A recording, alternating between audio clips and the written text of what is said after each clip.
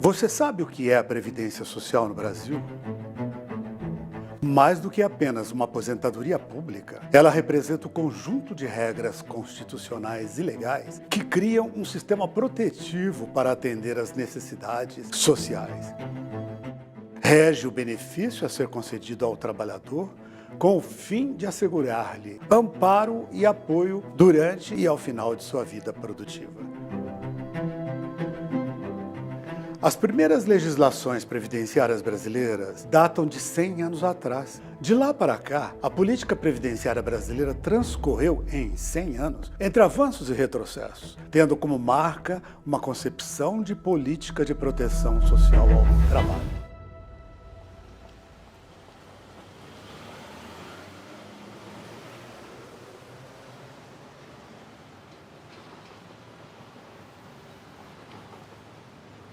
Em 1906 é uma data importante porque se cria a Confederação Operária Brasileira, a COB. Nasce num momento de conflito muito pesado, está tendo muita greve na Europa. Isso acaba tendo influência naquele núcleo mais organizado da classe operária, que eram os ferroviários. Jundiaí é o berço da Previdência Social. Nós temos aí o sistema ferroviário, que era Santos Jundiaí, onde levava toda a alimentação para exportação para o Porto de Santos. Então a classe trabalhadora dos ferroviários se tornou forte e importante. A Ferrovia Paulista tinha já uns 3.500 operários. A ferrovia, ela traz a linfa, o sangue do capitalismo nascente brasileiro. É aquela que traz o café do fundão de São Paulo para Santos. E os trabalhadores não tinham proteção, né? Não tinha a proteção de uma previdência social. E eles fizeram um movimento muito grande. Custou sangue, morreram operários em Jundiaí, por exemplo, foram muitos presos em outras regiões, mas conseguiram, foi uma greve vitoriosa. É o embrião da Previdência Social.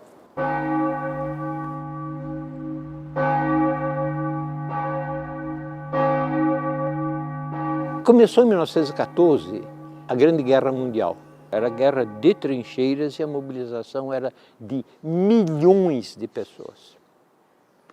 Ora, você mobilizar milhões de pessoas que não estavam convencidas por nada de ir para aquela guerra, os estados têm que prometer alguma coisa. Tá bom, vamos morrer pela pátria, mas quem sobreviver, 8 horas de trabalho, aumento de salário, previdência social, aposentadoria, tem que prometer tudo, prometem tudo.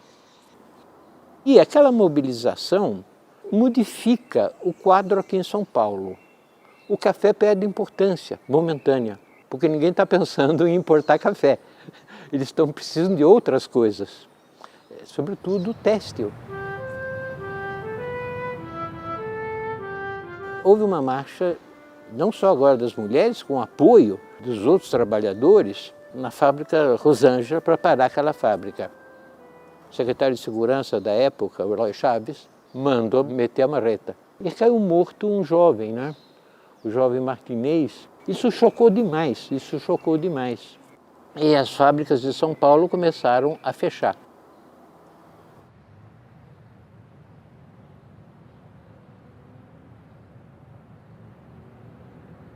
E o próprio enterro de Martinez foi um enterro gigantesco. Se calcula 60, 70 mil pessoas que saem do Brás vão até o Araçá. Quando voltam, tem um outro choque com a polícia, muito forte, na Praça da Sé. Se refugiam nas pedras da catedral, porque a catedral está sendo construída. O jornal Fanfula coloca a lista de mortos, é muito ampla. E essa violência levou a que o governo de São Paulo tentasse uma negociação. Aí entra a Revolução de Fevereiro ou de Março da Rússia. As mulheres se organizam e copiam um documento feito pelas mulheres russas de Petrogrado. A mediação, o governo acaba aceitando tudo. Aceita tudo. No dia 14 de julho, no Largo da Concórdia, é assinado isto. Pela primeira vez em público, em São Paulo, No Brasil, se canta a Internacional.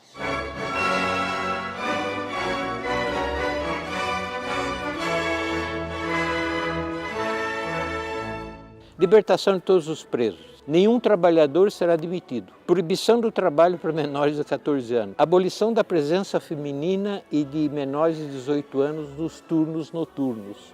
A estabilidade do emprego. Jornada de 8 horas, com acréscimo de 50% na hora extra. Barateamento dos gêneros de primeira necessidade. Criação das feiras.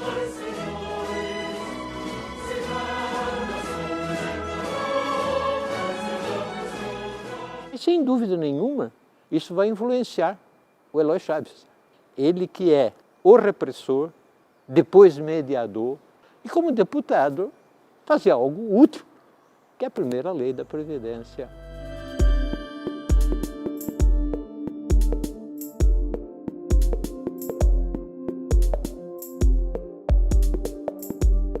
Começa o movimento tenentista, em 1918. E a crítica à República Velha cresce em todos os setores. Então, Arthur Bernardes, presidente, ele tem uma política dúbia. Muita repressão ao movimento operário, mas ao mesmo tempo de concessões legais. O deputado Eloy Chaves, que é daqui de Jundiaí, ele abraçou essa causa e ele, como deputado, instituiu a Previdência Social. E aí criou-se a Caixa da Previdência, aqui em Jundiaí.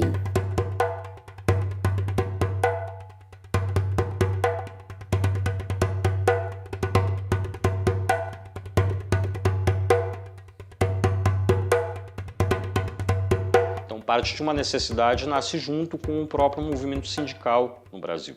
No entanto, era uma iniciativa muito perigosa, porque possibilitava que esses fundos, essas caixas de previdência, de aposentadoria e pensão, criada pelos próprios trabalhadores, na mão dos próprios trabalhadores, financiassem coisas como greves, como fundos de greves e tal. Então eu vejo que a primeira iniciativa de regulamentar a Previdência do Eloy Chaves foi no sentido de tentar evitar que os trabalhadores tivessem controle sobre um fundo muito grande que pudesse ser usado para outras finalidades. É evidente que dali a oligarquia brasileira, a burguesia nascente, vai começar a luta para corroer isso que ela assinou. Trabalhadores do Brasil, aqui estou para compartilhar das vossas comemorações e testemunhar o apreço em que tenho o homem de trabalho como colaborador direto da obra de reconstrução política e econômica da pátria. Se até 30 as políticas, as respostas do Estado, elas tinham um caráter repressivo, elas começam a assumir essa outra característica de conciliação. Vargas cria primeiro o Ministério do Trabalho.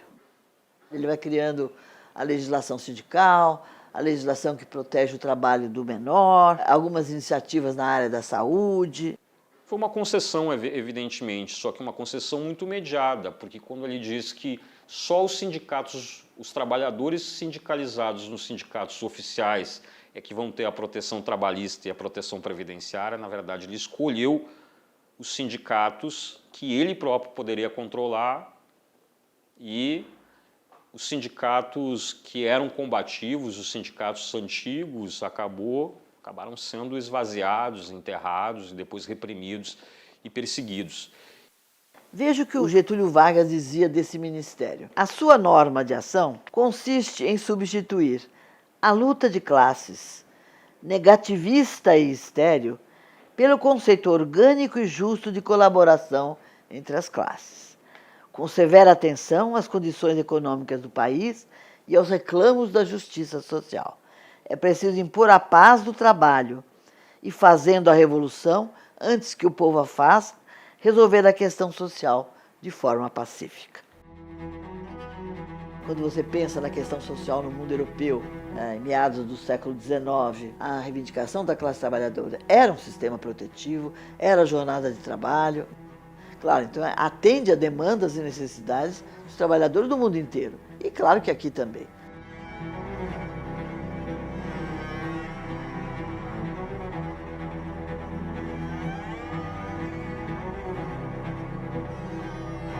com uma legislação trabalhista de âmbito nacional, com uma legislação previdenciária de âmbito nacional, com uma legislação de saúde de âmbito nacional e com o aparato dos sindicatos no Ministério do Trabalho, se garantia uma capilaridade e uma integração nacional. Então esse era um viés político das políticas previdenciárias e econômico. Se concentrou muito dinheiro e serviu para financiar uma série de obras, financiar o governo do Getúlio, sobretudo financiar até o Juscelino Kubitschek.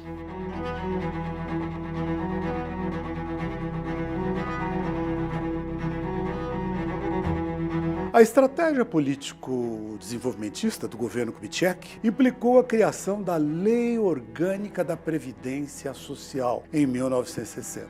Esse momento é considerado um período de grande movimentação e de maior organização dos trabalhadores no Brasil. Quando o Juscelino decide ir para o interior, temos que ir para o interior, tudo isso acirra o problema do campo. E é o Jango que vai, então, colocar o problema. E tenta uma tímida reforma agrária. Por isso mesmo é derrubado.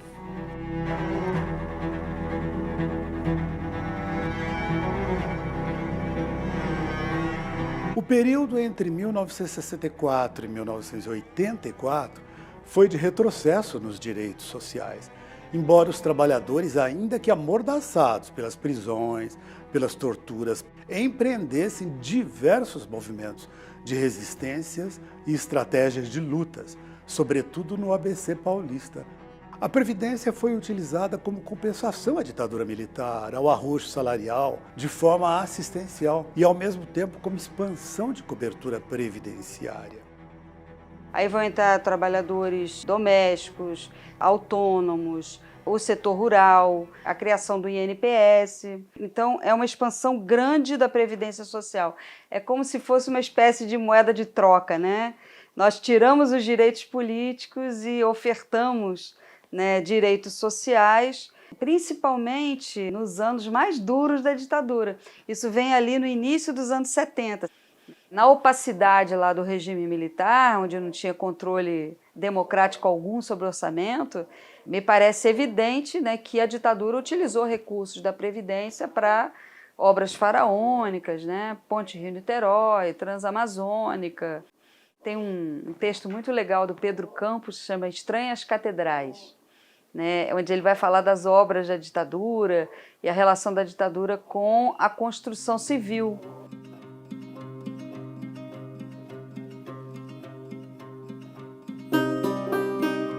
Os 70 seria o começo do período mais duro da ditadura, pós-ato 5. Como que foi possível que em 78 saísse com a greve na cidade de São Paulo, a maior cidade do Brasil, 400 mil trabalhadores, 13 mil empresas e ter conquistado mais de 200 comissões de fábrica? Uma palavra de ordem, ela não aparece por acaso, não cai do céu.